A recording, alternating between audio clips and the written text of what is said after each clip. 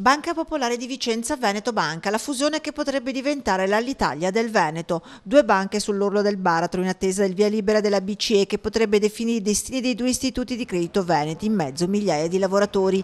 Il numero dei potenziali esuberi, parola che nessuno vuole pronunciare, è alto, 3-4 mila, effetto proprio di quella fusione che consentirebbe di salvare le due banche. I sindacati non ci stanno, in questi giorni è partita quella che si preannuncia come una lunga e difficile trattativa. È stato un incontro interlocutorio, d'altronde per noi non può esserci niente di più approfondito se non conosciamo chiaramente un piano industriale che sappiamo essere condizionato anche dalle richieste della BCE. Sindacati sul piede di guerra, sia la riorganizzazione ma il taglio dei costi almeno 30-35 milioni non deve gravare solo ed esclusivamente sui lavoratori. Già la scorsa settimana, in occasione dell'assemblea dei soci di BPV per approvare il bilancio, i sindacati si erano fatti sentire. Chiaro, i dipendenti per salvare i posti di lavoro sono disponibili, però se serve, guardate quello che è successo in Italia, no?